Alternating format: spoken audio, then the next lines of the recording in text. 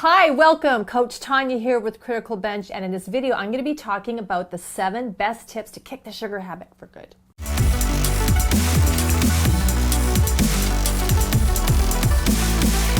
All right, hi. Now, how many of you are trying to cut back on sugar and finding it a challenge?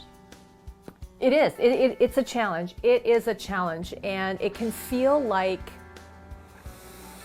it's another full-time job,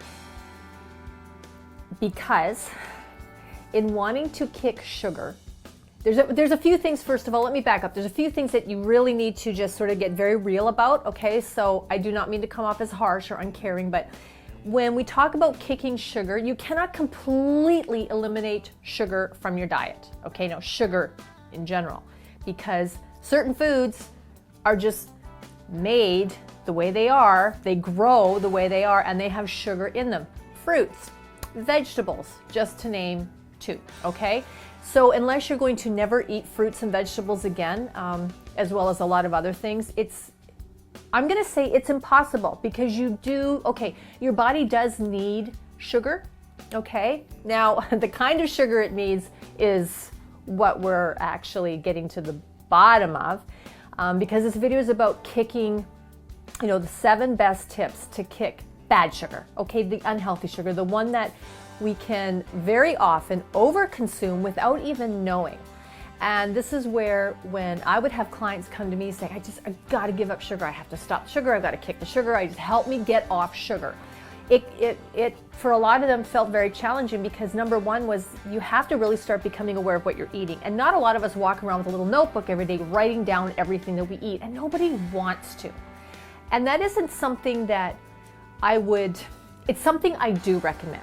Not necessarily walking around with a little notebook and writing down everything you eat, but I do recommend, if you are really trying to make some very sincere, healthful changes in your lifestyle, you need to know where the heck you're at, okay? That's the same as saying, well, I want to lose weight, and that's it. I want to lose weight. You don't step on the scale, you don't know what weight you are today, so in 2 weeks' time you don't know if you've gained, if you've lost, and what to do. So you really need a very clear starting point. So if you are someone that sort of, we call it, blindly eats, and that's not I don't mean any disrespect, but if you just go through your day eating and grazing without really any awareness or knowledge of what you're eating, and you're struggling to lose weight, and you want to give up sugar because you're not feeling good, or your doctor has said, look, you got to tone this, and you got to do something about this, you need to know where the heck you're at. So it may be very wise to take my recommendation that start journaling, start food journaling. Now, just when you have your meals and snacks, write down what you're eating, and to your best guess, how much. And, I mean every single thing you put in your mouth. All right? Every single thing you put in your mouth. If you sit down to breakfast and you have, an omelet with lots of veggies, and you have your coffee black, that's great. You write it down. You had 2 eggs, 2 whole eggs, half a cup of spinach, quarter cup of red peppers chopped, couple tablespoons, 3 tablespoons of chives, I don't know, half a cup of low-fat cheese, coffee black. Great. Excellent. You know exactly what you ate for breakfast. Then you get to work and you have another cup of coffee, and this time you put just a splash of cream in it, and you notice that somebody has brought in like a thing of like little mini muffins. They're like 2 bites and they're gone. So you grab your coffee, you grab a mini muffin, pop the mini muffin in your mouth, have your coffee, you go on, and then you have your lunch. Then you write your lunch down. You didn't write down the coffee and the muffin. You've got to know everything that's going in, so you know where you can make changes to cut out. It really is that simple. It really is that simple. And for some of you, it may feel like, well, it's another job, I don't want to do it. This is where I'm going to be a little harsh. If you don't want to do that, then good luck, because you're going to have a very hard time actually making a sincere, sustainable, long-term lifestyle change that you can stick to, okay? So when it comes to cutting sugar, what are what are some basics? Basics are, we're talking about like white, high processed, processed sugar, white sugar,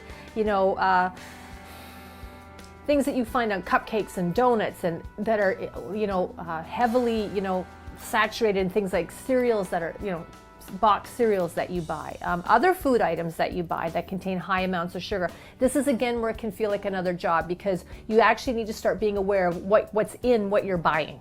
Okay, because a lot of times the packaging is very sellable, it looks really good. They use words like, essential, whole, natural, they use all kinds of buzzwords that give the illusion that you're buying a very healthy product. And I'm not going to say it's complete garbage, but it certainly is nowhere near as healthy as they're selling it to be, which is where you pick it up, you flip it around, and there's that little white chart on the side of nutrition information per serving and per package. You've got to know those numbers. You have to know those numbers. It's really going to help you.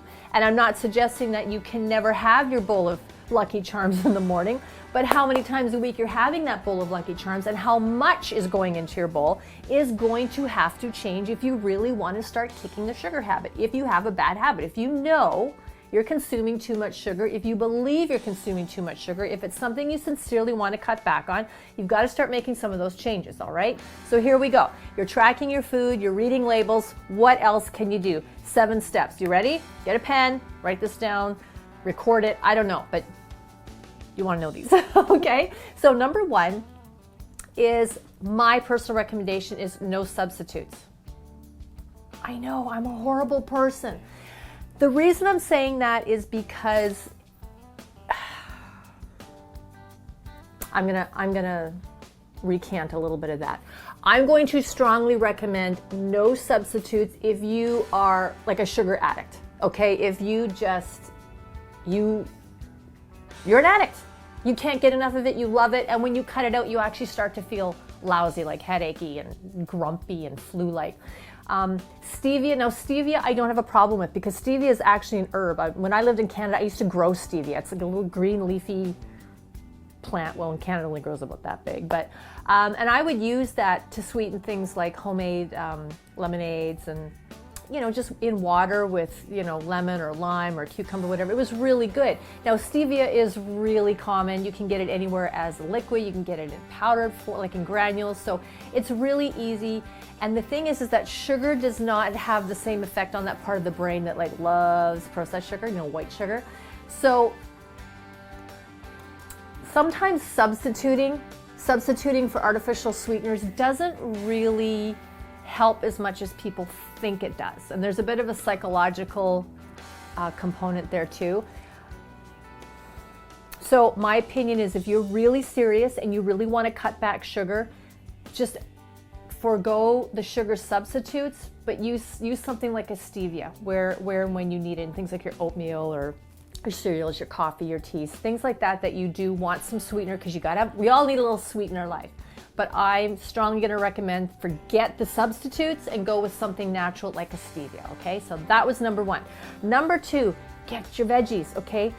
At least, 3 to 4 cups a day. High fiber veggies, because fiber, what does it do? It fills you up.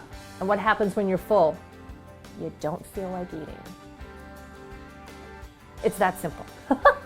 Okay, and vegetables, they taste good. They taste good and they're good for you. So there's all kinds of health reasons to be eating your vegetables. But really, if you want to kick sugar, then let's fill you with really good food that keeps you full, that satiates you. So get those veggies in. That high fiber is going to go like inside in your in your digestive system, and it's going to make you feel full.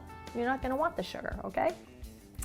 Next, you want to make sure, so that was number 2. So number 1 was no substitutes, use stevia instead. Second, 3 to 4 cups at least of vegetables daily. That should not be hard to get in. Go for those really green, dark, fibrous ones. Next, number 3, you want to be getting, now this is going to depend on your size, how big you are and your activity level. But you want to get around 4 to 5 ounces of protein per meal, okay? A lot of us are not getting enough protein, and again, it's a macronutrient, Your cells need that. It's a building block. It helps grow and repair, keeps things functioning well, and proteins are filling as well, okay? So you want to get those with each meal, because Sometimes we tend to, like a quick meal in the middle of the day, we might get more carbs, not necessarily bad carbs. You get a great big salad with all kinds of veggies and stuff, which is great, but throw some protein on there, okay? Because that's gonna hold you a little longer. It's gonna help stave off some of those midday sugar cravings that we get where you're just hankering for like a donut or a muffin or a granola bar, something that is really, really heavily laden with sugar that we want to avoid, all right? Because we're working on cutting these out. Number 4, eat regularly. Okay, going these long periods of time without eating and then binging is not doing you any favors. What happens is when you go too long without eating, eventually you're gonna get hungry. And the longer you go, the more hungry you are. Your body is going to want something very quick, very fast, because it is starving. And chances are what you will reach for is something that's already made, that doesn't need any prep time, that you can just eat. So again, things like granola bars, maybe a bowl of cereal, snack packs of things, and a lot of those items have a lot of sugar in them, and they're not as, they're definitely not as nutrient dense, not as healthful as if you took the time to prepare a meal for yourself, okay? And when you're preparing your meals, you are controlling what's going into them, you're having control over those ingredients, and that's where you can make a huge difference in cutting out massive amounts of sugar that you don't need to be eating. So make sure you're eating regularly. I eat 5 times a day. I eat 5 times a day. When I was training, heavily training for competition, I would still eat 5 times a day. So I haven't really changed my timing, but definitely what I'm eating and the portions I'm eating has definitely changed. But eating regularly, your body's a machine. It functions very well on a routine. And if it knows it's getting fed, it's going to behave and cooperate with you.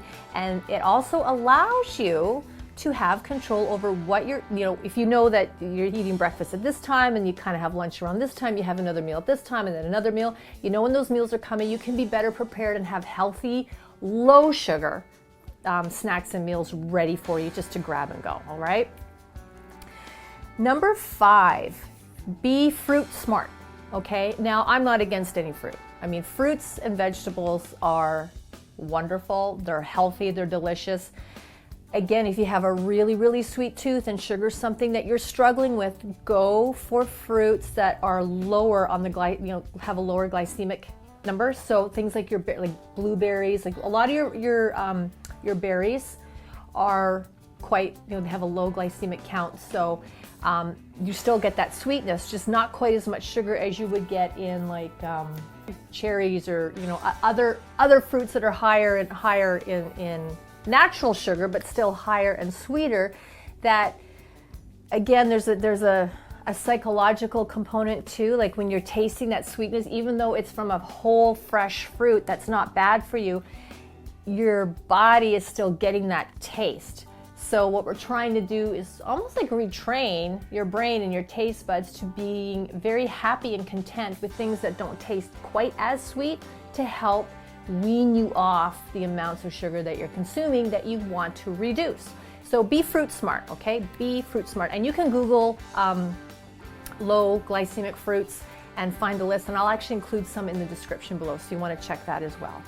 All right, number 6 is, eat when you can. I'm a big advocate for eating organic as much as you can. Now, farmers markets, you'd be hard pressed, I think, to go into any town, any city, any village that there isn't a farmer's market at least once a week. And these are a great way to not only support local growers, but access locally grown and usually maybe not necessarily pesticide free, but much lower pesticide contamination on fruits and vegetables that you're buying. But eating organic is definitely really great, because a lot of times organic produce is allowed to vine ripen, okay? Which means it's fully loaded with everything that it's meant to have in it. So you're getting an actual serving of everything that you're meant to get in that food item, all right? Can you completely 100% avoid pesticides? Well, if you grow something on your own and never use anything to deter bugs and like fungus type infections on your plants, I'll say, you can't really, because even organic growers do, although their pesticides are usually naturally derived, they still have to use something because there has to be something to sell after the harvest. And infestations happen. So there's a balance there. But definitely, when you can, choose organic. All right? And 7, the last one, include fermented foods, so things like yogurt, kefir, kombucha, because that is a tremendous value and has a tremendous impact on your gut health. All right? We need healthy gut flora, bacteria in our digestive tract. 72%, 72 or 75, for sure 72% of our immune system is in our digestive tract, okay? We want to keep that healthy, and to keep that healthy and functioning at an optimal level, we need to make sure that we have a very, very good balance of healthy gut bacteria. So, and today, a lot of people are a little low. Okay, so that's why probiotics are terribly important, terribly important. And especially, if you have been sick, if you've been on a cycle of antibiotics, you really want to increase the probiotics that you're taking. Okay, a lot of doctors now, I'll give hats off to doctors now. A lot of doctors now, when prescribing an antibiotic, will usually also mention and write it down on the little prescription pad for you to make sure you're getting probiotics. All right. So that's a good thing. So keep that in mind. Keeping that up, again, it's going to help create a better balance that helps with cravings and a lot of other things. All right. So there you go. The 7 best tips and steps that you can follow to help kick your sugar habit. There you go. Hey, thanks for watching. Make sure you click over here to subscribe to our channel, give it a thumbs up, and leave us a comment below. And check this out. It's a free 5-minute glute report. And this right over here is another video. I know you're going to love it. I'm Coach Tonya with Criticalbench. Have an awesome day.